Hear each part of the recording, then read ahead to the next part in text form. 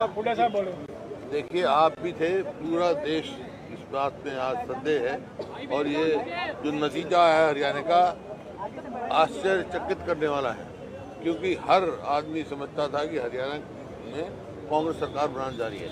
चाहे आप मीडिया के आदमी हो, चाहे आपके एक्सपर्ट हो, चाहे आईबी हो, चाहे कोई भी एजेंसी हो, सबकी ये रिपोर्ट सारे सर्वे ये आए थे लेकिन ये हुआ। पोस्टल बैलेट की गिनती शुरू होती है तो हर जगह कांग्रेस लीड करती है, ईवीएम की शुरू होती है तो कांग्रेस सेलेक्ट करने जाती है। तो एक डाउट क्रिएट किए हुए हैं बहुत सारी, जैसे अध्यक्ष जी ने बताई कंप्लेंट है 20 के करीब है, बहुत सारी तो रिटर्न कंप्लेंट आ गई है और वर्बली बहुत आए हैं सबके। हमारे पास टेलीफोन आया जब काउंटिंग हो रही थी, कई जगह काउंटिंग डिले की गई है, कई जगह ये कहा गया बार बार पोस्टल बैलेट पहले गिनती की जाए, लेकिन कई जगह नहीं की गई, बाद में की गई। ऐसे कई कंप्लेंट्स हमने दी हैं और इलेक्शन कमीशन ने अश्योर किया वो सारे कंप्लेंट देख रहे हैं और जेल का। साहब, ये तो इसी से शिकायत आप लोगों की हुई है, लेकिन अगर इस आप लोग की जो शिकायत है उसको अगर खत्म नहीं किया गया तो आगे क्या रुख रहेगा कांग्रेस पार्टी का? क्योंकि शिकायत की है, इलेक्शन कमीशन का रेस्पॉन्स उसके बाद बताएंगे आप।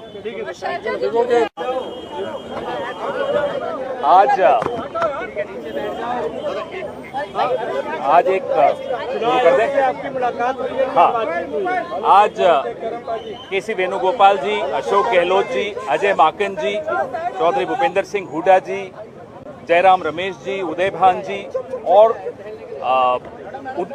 सिंघवी साहब भी थे, वो ऑनलाइन जुड़े।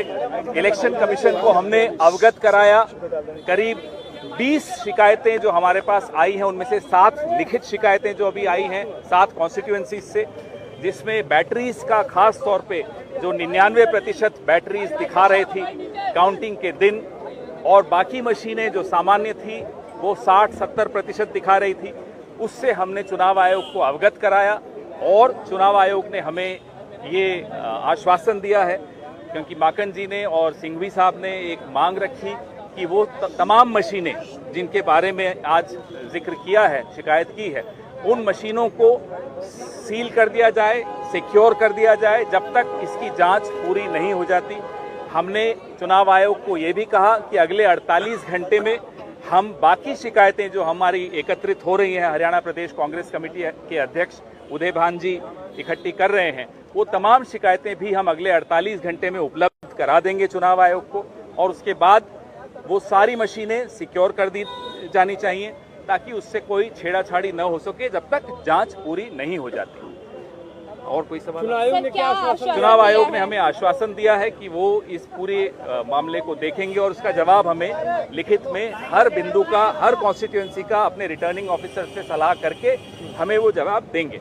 सर, इलेक्शन कमीशन ने एक लेटर भी लिखा था कांग्रेस प्रेसिडेंट को, जिसमें उन्होंने कहा है कि 20 विधानसभाओं से शिकायतें आई हैं, 7 से पूरे दस्तावेज आए हैं और वो दस्तावेज अभी हम आपके सामने आपको जारी भी करने वाले हैं, जिसमें करनाल है, डबवाली है, रेवाड़ी है, पानीपत सिटी है, होडल है, कालका है और नारनौल है। ये तो जो लिखित जो दस्तावेजों के साथ जो हमने दिए दस्तावेज हैं, ये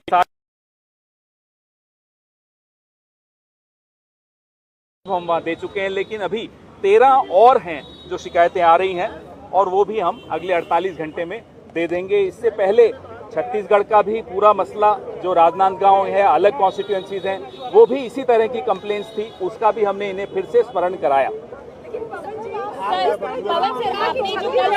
आप उदय भान जी, एक मिनट उदय भान जी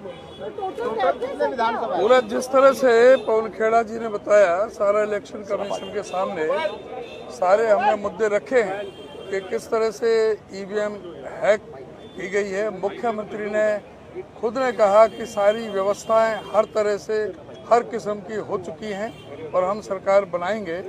तो ये पूरा एक संदेह का सारे प्रदेश में एक बहुत बड़ा एक संदेह हो रहा है, और जिस तरह से 99% बैटरी हो नहीं सकती जो उसमें हुई है, वो एक बहुत बड़ा संदेह का कारण बना हुआ है कि ये ईवीएम इसमें हैक हुई है। और जो 99%, 95%, 90 से जो अबव हैं, उनमें सबसे ज़्यादा उनमें ही बीजेपी का सहारा हुआ है। जहाँ 60 और 70% है वहाँ पे ये नहीं जीत रहे। तो ये एक पूरा संदेह का कारण बना हुआ है कि ये कारण क्या है और ये 99% कैसे बैटरी चार्ज हो गई। जब पूरा दिन बैटरी इस्तेमाल होती है, कोई भी आप मोबाइल के रखें तो पूरा दिन आप रखोगे तो वो निश्चित तौर से वो डाउन होगी। 99% नहीं हो सकती किसी भी सूरत में। ये पूरा संदेह का कारण बना हुआ है। उसके बारे में हमने इलेक्शन कमीशन से कहा है, इलेक्शन कमीशन की ये साख का भी सवाल है, इस चीज़ को क्लियर करें कि क्या कारण है और हमें पूरे जनता के समक्ष इस बात को रखें कि इसका क्या कारण है। ये पूरा संदेह का और वीवीपैट की पर्चियां मिलान करने के लिए आरओ को बहुत सारी विधानसभा में कहा गया, लेकिन आरओ ने उस चीज़ को स्वीकार नहीं किया और वीवीपैट की पर्चियां नहीं मिलाई उस मशीन के साथ में। एक ये बहुत बड़ा कारण है कि वीवीपैट की पर्चियां हम ये चाहते हैं, हमने कहा है कि वीवीपैट की पर्चियों का मिलान करें जिससे दूध का दूध और पानी का पानी हो सके। एक मिनट हुड्डा जी बोलेंगे। हुड्डा साहब बोलेंगे। देखिए, आप भी थे, पूरा देश इस बात में आज संदेह है और ये जो नतीजा है हरियाणा का आश्चर्यचकित करने वाला है, क्योंकि हर आदमी समझता था कि हरियाणा में कांग्रेस सरकार बनाने जा रही है। चाहे आप मीडिया के आदमी हो, चाहे आपके एक्सपर्ट हो, चाहे आईबी हो, चाहे कोई भी एजेंसी हो, सबकी ये रिपोर्ट सारे सर्वे ये आए थे।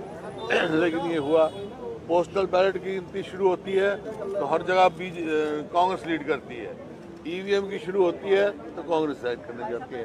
तो एक डाउट क्रिएट किए हुए हैं बहुत सारी, जैसे अध्यक्ष जी ने बताई कंप्लेंट है 20 के करीब है, बहुत सारी तो रिटर्न कंप्लेंट आ गई है और वर्बली बहुत आए हैं सबके।